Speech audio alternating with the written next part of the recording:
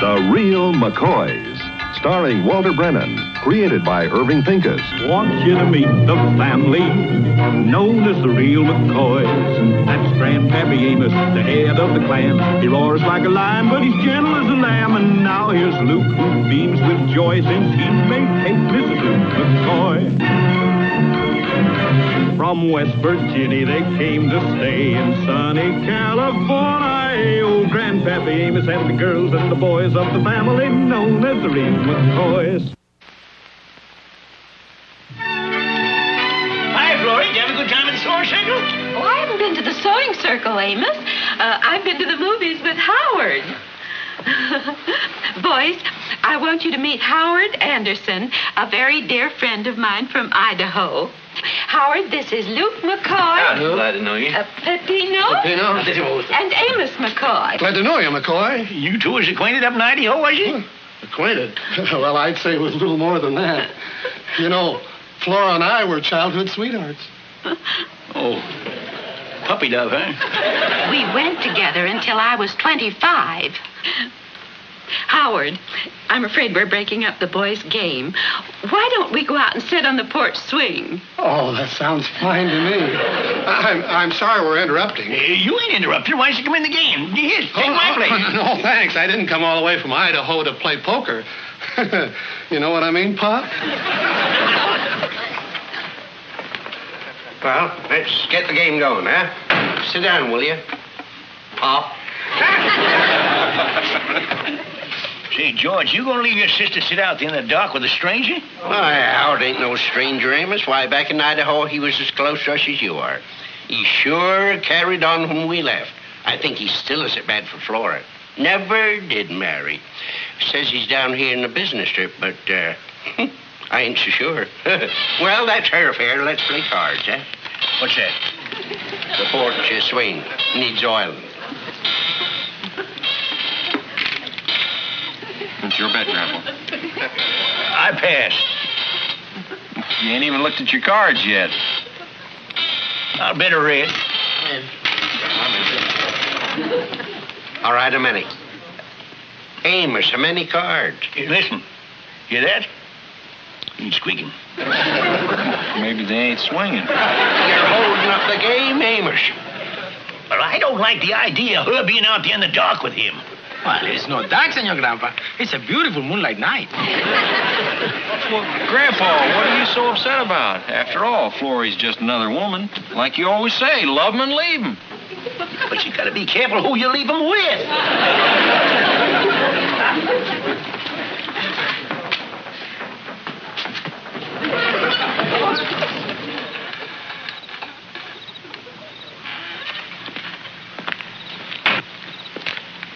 I hope you're looking for that squeak. Why, Amos, you're supposed to be playing cards. Well, I had a good hand. I thought maybe Howie would change his mind and go and take my place. There's a winner. Go in and whip him good. Use my chips. Go ahead. I'm out to win a lot more than a poker game. In fact, you might as well know. I've just asked Flora to do me the honor of becoming my wife. Wife? It kind of overwhelmed me, too. Say, that's kind of sudden, ain't it? You ain't seen her for years. Flora's always been in my heart. Oh, Howard. Do you mind if we take a walk? We have so much to talk about.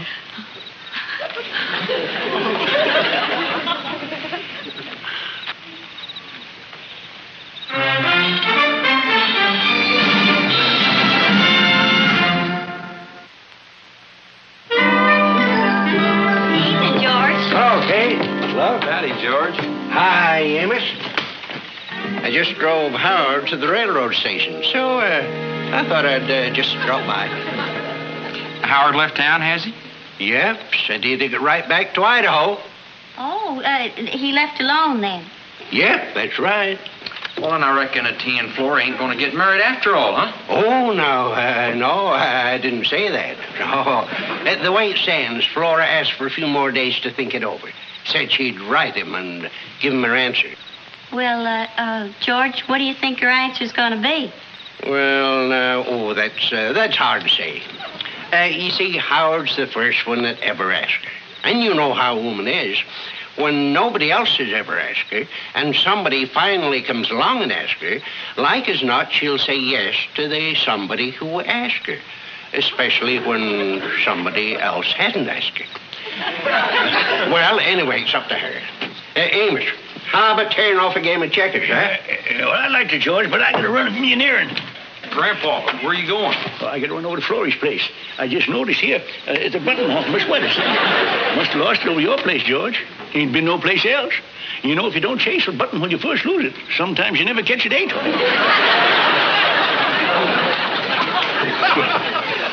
What do you know? It's finally going to do it. By golly, if it don't look like I'm going to get the brother-in-law I want after all. Not that Howard's a bad fellow, but when it comes to checkers, he's a washer. Grandpa and Flora getting married. Ain't that the most romantic thing ever? Say, you don't think that Florrie might prefer Howard to Grandpa, do you? Well, they'd just about break Grandpa's heart. Are you kidding? Why? When Grandpa gets through sweet-talking that gal, poor old Howard won't have a chance. Well, honey, you know yourself how sly us McCoys is when it comes to women. Look how easy I got you to marry me. Easy? Why, Luke, you could hardly get the words out. I finally had to do the asking myself. Well, that's what I mean, sugar. I didn't have to do none of the work. George, it's true. Come on, we'll get the checking board out. I'll take you up.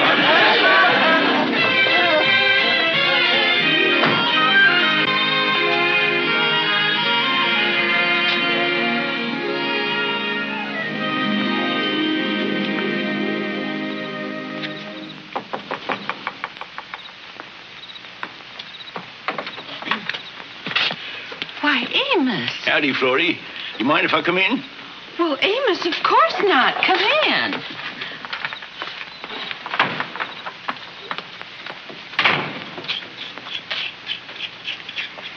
Florrie, you look so pretty standing there under that kitchen bulb. I'm sorry, Florrie. I ain't got no right to talk to you like that no more. Why not? Well, you're starting a whole new life, and there ain't no place in it for me. Oh, Amos. Don't you know, Florrie, we got to learn to forget each other and all the wonderful times we had together? Like the Grange picnic we went on. How we snuck away from all the others and went down the hall under the elm tree and at that box lunch you put up with your own two hands. Yes, I remember.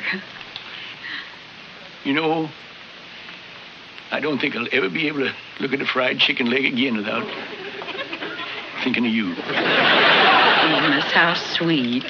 And then there was that time we won the old-timers waltz contest at the Fiddler's Rest. Remember what the Clarion said? Florrie McMichael and Amos McCoy was poetry in motion. I still sleep with it clipping under my pillow. Oh, I know. I keep mine in my sachet box. Well, you better get it out of your sachet box and burn it. Burn it with all the rest of you. But I don't want to burn my memories. Florrie, you got to learn to forget, just like I'm going to try to forget Saturday night at the Harvest Ball. The Harvest Ball? I was figuring on asking the Woodard Davis. That scrawny thing? Yes, I know, Florrie. It's like dancing with a bundle of dried sticks. I've got a new life to start, too. I've got to start with someone. But I haven't given my answer to Howard yet. You ain't? I promised I'd write him my answer, and that's what I'm going to do now, tonight. And, Amos, you've made up my mind for me. The answer's going to be no. You know what you're doing, you're sure, Florrie? Yes, Amos, I'm sure. Will you write that letter? Now, I'll come back tomorrow night, and we can talk over our plans for the future. Our plans? Oh, Florrie, I have some wonderful plans for me and you. Oh, Amos. Good night, Florrie. Good night, Amos.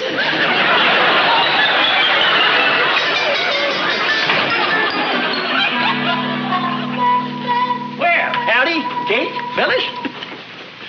Did you find the button? Button? What button? Oh, the button. Oh, it's in my pocket all the time. But I had a nice chat with Florrie. I get some big news for you. Get all set now. Florrie ain't marrying Howard.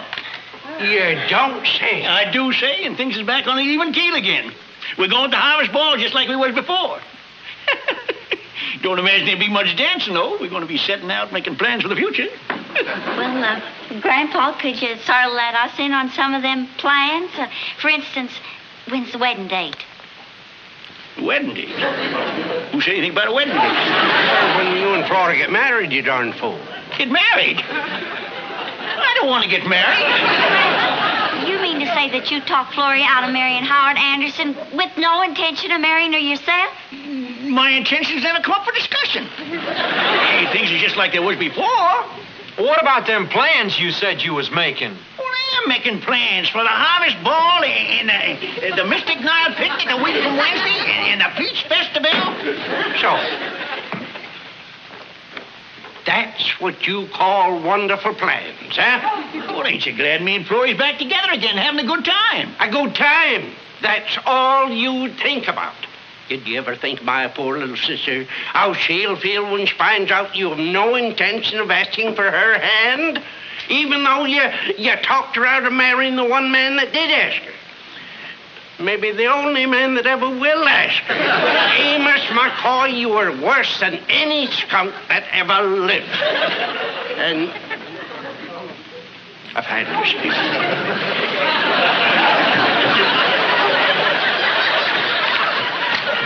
Grandpa, you've done some terrible things sometimes, but this is the worst. Grandpa, you've toyed with a woman's affections, and that's hard to forgive.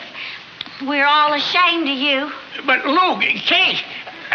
Señor Grandpa, parece mentira que usted trate de tapar a una señora que lo ha tratado tan bien. What does that mean?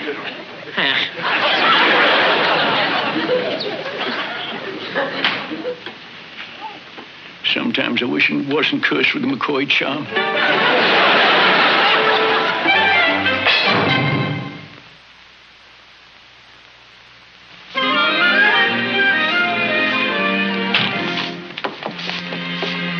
Morning, George.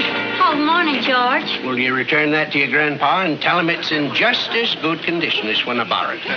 Also, I had tallied up our checker score, and as of the last game, I owe him 45 cents. You'll see he gets it, will you? There ain't no sense in paying it now, George. You'll probably win it back in the next game. We're going to keep on playing, ain't we? George, have you had a talk with Florrie yet? Oh, no, that's his dirty work. Let him do it. Well, I was just thinking that maybe you should say something. Maybe she hasn't sent that letter yet to Howard. She has. The poor thing gets so excited over this skunk's sweet talk, she drove straight into town last night and mailed it special. No, she's burned that bridge behind her. Now she's heading for a washout. See you later, Kate.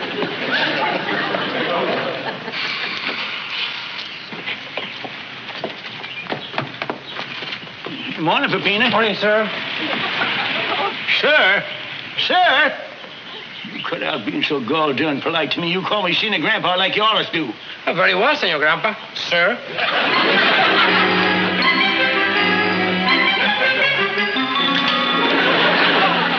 Now, Clara, you listen to me. You're a woman of the world. What do you think about this? When a fella gets along fine with a woman, there ain't no need for marriage, is there? Females all stick together anyways. All us has and all us will be, I suppose. Who are you talking to, Grandpa? Oh, I wasn't talking to nobody, little Luke. Appears to me nobody wants to talk to me much around here lately. Well, I do. I think you're right. I'm going to be just like you when I grow up. What do you mean you're going to be just like me? Love him or leave him. What? You got to think of yourself first. I'm going to be tough like you. Why, you... With me, Grandpa? No, I ain't going to look at little Luke. But we got to have a little talk, get things straightened out around here. I ain't tough. If the truth is known, I'm a coward. You a coward? You see, I'm afraid to do what's right. I don't want to lose Florrie. And then again, I don't want to give up nothing to hold her. Well, how come you have to give up anything?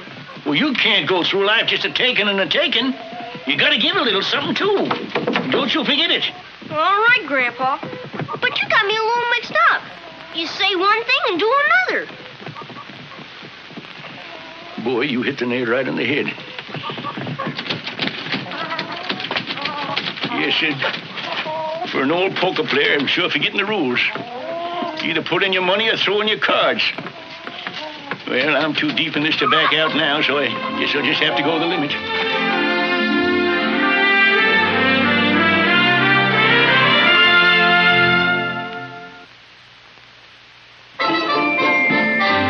Seeing as how you're my closest kin, it's only right and fitting that you know first what I'm about to do.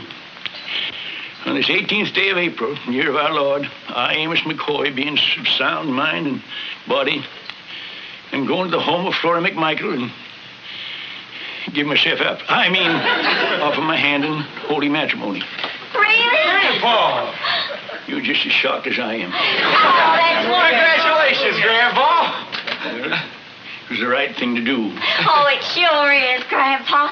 Grandpa, I'll press your suit for you. And I'll wash and iron your shirt. Hey, I'll loan you my best red tie. And I'll shine your shoes. And I'll get a flower for your lapel.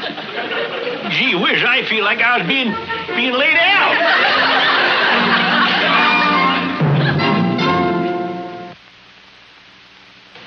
Just look at him, everybody. He has that noble look of a man that's doing the right thing.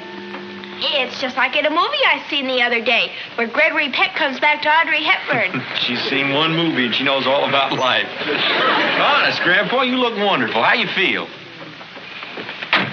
Like a rope calf in branding time. Grandpa, you're going to make Florrie real happy. Well, at least one of us will be. Brother-in-law. Look and Kate told me the good news. I'm proud to have you in the family. But I ain't in the family. You know, after the proposal, there's got to be an engagement period, you know? Oh, well, Grandpa, you don't believe in long engagements, do you? No, just long enough to be respectable. Oh, well, we was all kind of figuring on a June wedding. Oh, June, that's no good. June's a bad month. Why? It ain't got no R in it. Well, that's hogwash. It ain't hogwash neither. If it ain't good for clams, it sure ain't good for me. Grandpa, we'll talk about that later. Right now, you got some proposing to do. Yeah, that's right, Amos. And I come over here so you and Flora could be alone.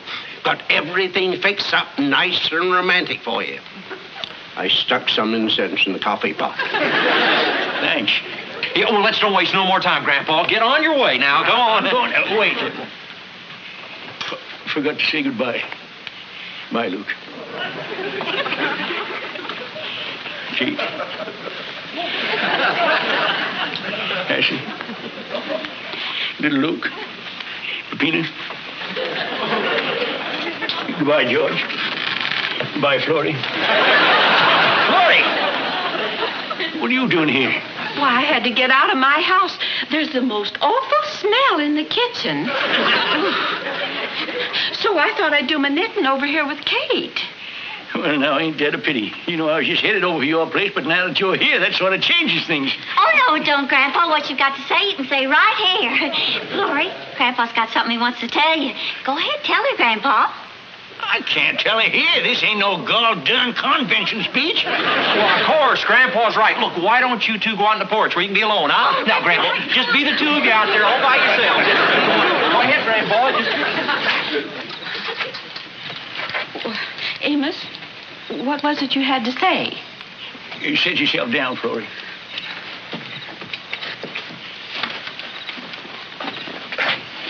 Well?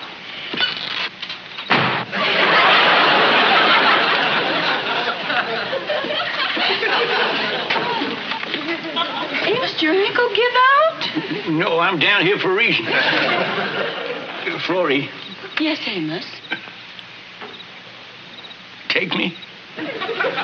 Take you? What for? For better or for worse, I'm yours. Don't you understand, woman? I'm giving you what you want. Me. I'm saying I'll marry you. Is this a proposal? Well, what do you think it is, the Gettysburg Address? Of course it's a proposal. Hurry up and say yes. Amos, I'm flattered. More than that, I'm honored. Well, hurry up. I'm getting a crick in my leg. Ever since last night, I had a feeling you were going to ask me, and I've been trying to think of the right words to say how deeply touched I am. But I'm afraid the answer has to be no. Well, it took you long enough to say no. That's right. Well, maybe you didn't hear me, Florrie. I'm offering to marry you. I heard you, but I have to give you the same answer I gave Howard. Amos, I'm not ready for marriage. It's a very important step to take, and I don't want to be rushed into anything. A girl has to be sure. Well, I thought you was anxious to get married. Well, hasn't it been nice with things the way they are? Can't we just go on being good friends?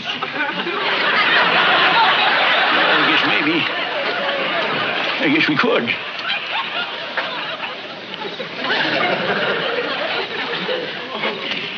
It's gonna be hard, though. Awful hard. Now that I poured my heart out to you and you turned me down. It ain't easy for a man to see his hopes and dreams smashed to bits.